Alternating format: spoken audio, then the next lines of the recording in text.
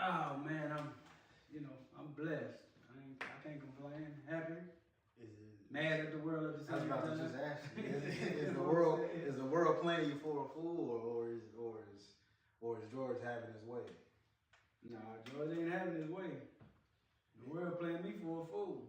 In what sense? Is it family? Is it kids? Is it financially? Is it mentally, spiritually? Like, are you at war with yourself?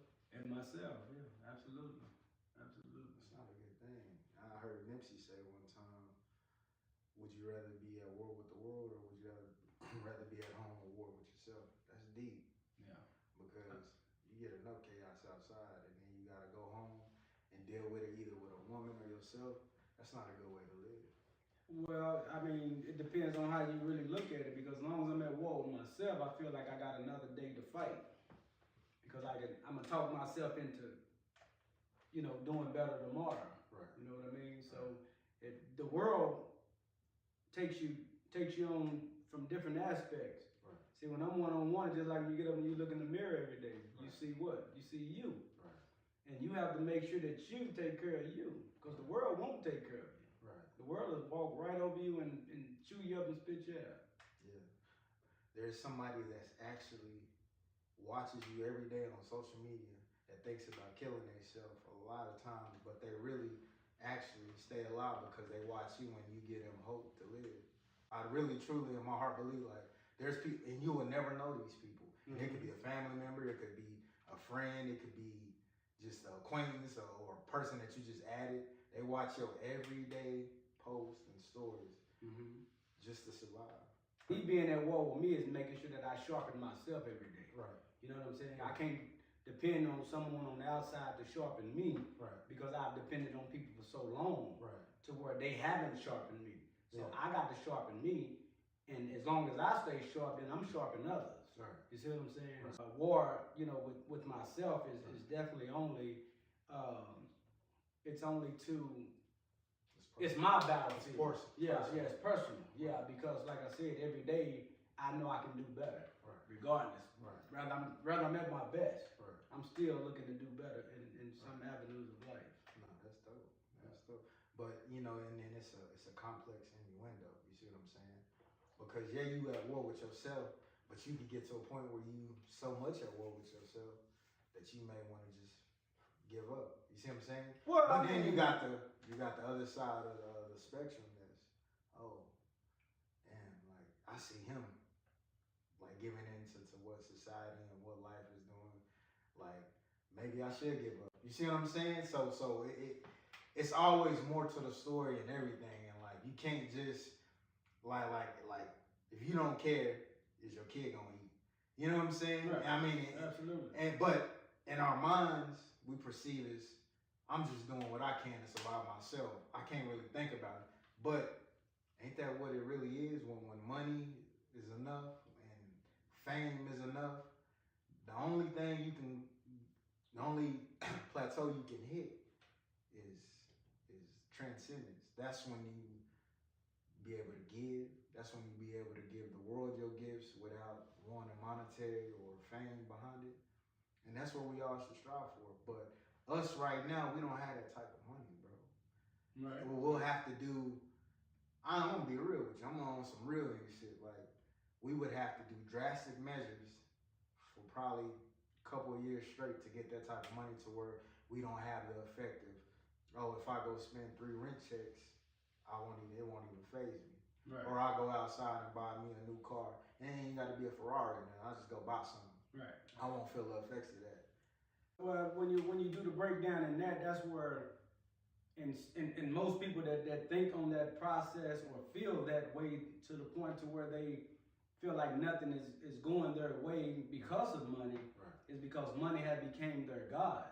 You see what I'm saying? So when you have that thought process, that money in general, we all have to have money to purchase things, to do these things on a daily basis, to send our kids to school, to, like you said, to buy just a basic car. You know what I mean? You still got to have money. But our lifestyle tells us what type of money that we are supposed to spend on a daily basis. Yeah. It depends on the type of job, the type of education you have, your background, your family members, your upbringing, all that has to do with a life of the way that you spend money. I've never made a lot of money on any job. I've never made hundreds of thousands of dollars, never. But I've always been capable of having whatever items and things that I felt like that was in position for me to go and get. I didn't overreach my boundaries. Overexert yourself. Right, because like I said, when you do that, then you're robbing Peter to pay Paul, which is old saying that come from Grandpa and them. You know what I'm saying? But it's the moral to the story is that you got to live within your means. Right. And living within my means is not me going out hurting someone and taking or selling someone a drug or thing like that to make sure that I'm comfortable and that I'm feeding my family. Right. Did I do those things? Yeah, of course, I've done them. Right. But it was nothing that I never, stuck my chest out about and I bragged about. You know what I mean? I was always subconsciously thinking what God is going to do to me. Right. And I think a lot of things that I go through today is because of what I've been through. People say karma. I just call it punishment. You spare the rod, you spare the child. You know what I mean? Yeah, because everything done in the dark will come to light. Come to the light. And when the smoke clear, all you got is yourself, because ain't no more smoke to hide them flaws. And back to that. It don't hide it back to that mirror that I told you that I got to look in every day. Every day. You see what I'm saying? That's my battle every day.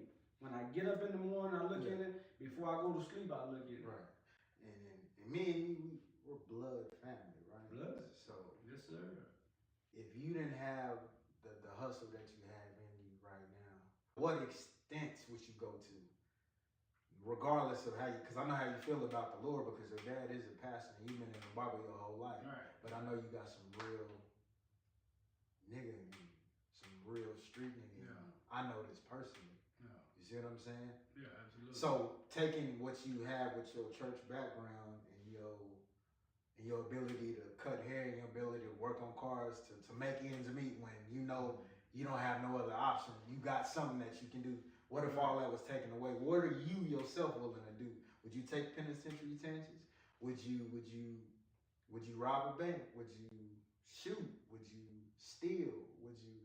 I'm only asking you this because there's people that have these thoughts every day, especially black men in this society and in our community.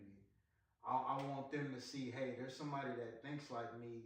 If I don't have it right now, I'm willing to do whatever to get to that. Well, it's like this. Right. It's like you say, you always have the devil on this side, you got the angel on this side. You know what I'm saying? That just life. That just life as a black man, life as a white man, life as a Hispanic, just the human nature of life. If you know anything about the word of God, you know anything about the streets, that means you're gonna have one on each shoulder. Right. And me personally, I want the 80% angel. I'm taking the angel. Because if I open that devil side, I ain't gonna be able to come back from there. But that's besides the point. That was just one. I was thinking of that, so I just. So when you say that, would I take the risk or would I take the chance? What am I chancing it for?